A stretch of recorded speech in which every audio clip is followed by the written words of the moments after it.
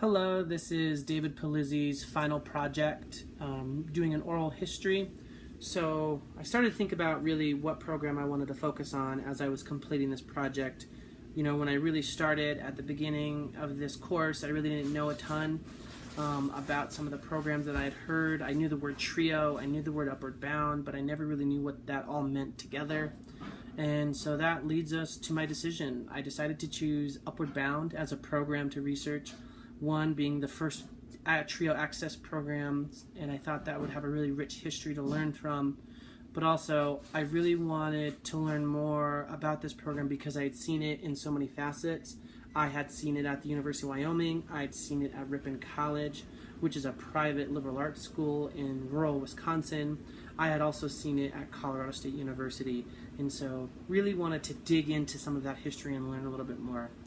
So that brings us to our first year, 1961.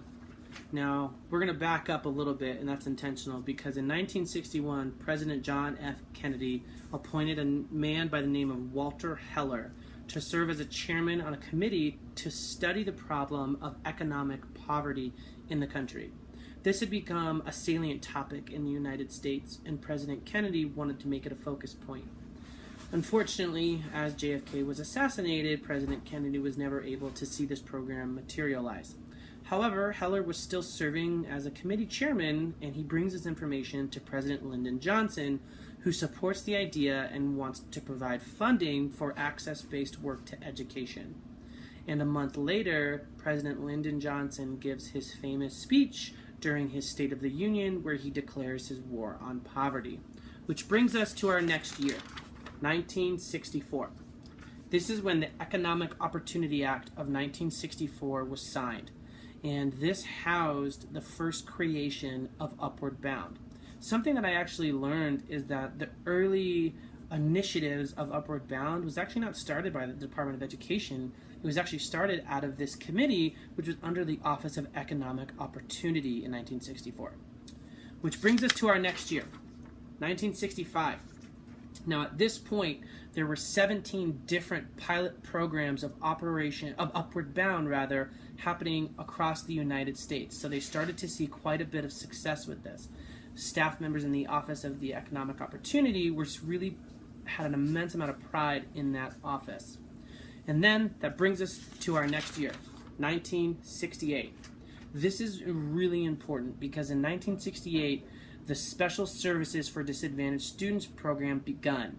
What this meant was that now we had SSS, which was formerly known as Special Services for Disadvantaged Students, and then we had Upward Bound and Talent Search, and they formed this federal trio program.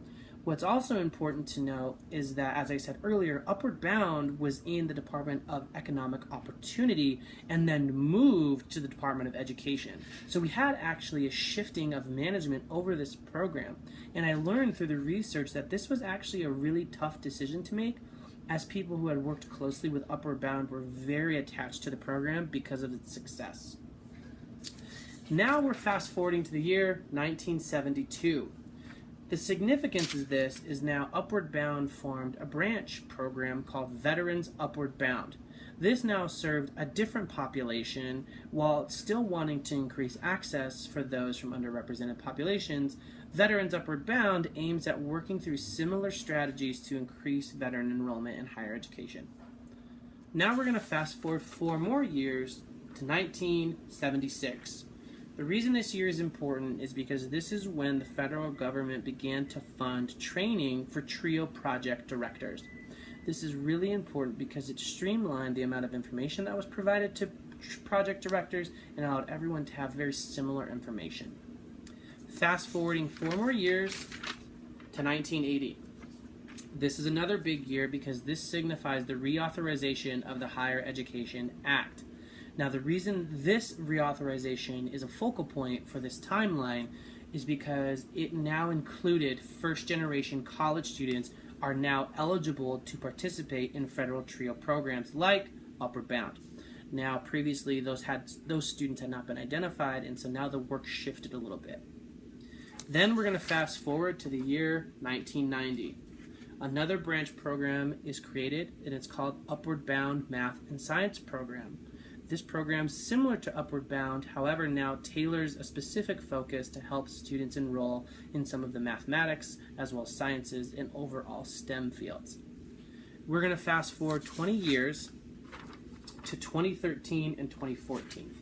I chose this year to focus on the analysis from the Department of Education.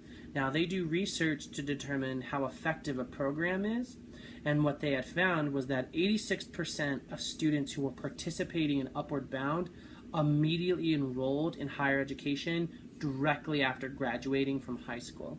This is really important because what this data showed that not only is the program working, but it's showing the immediate impact with students enrolling so quickly.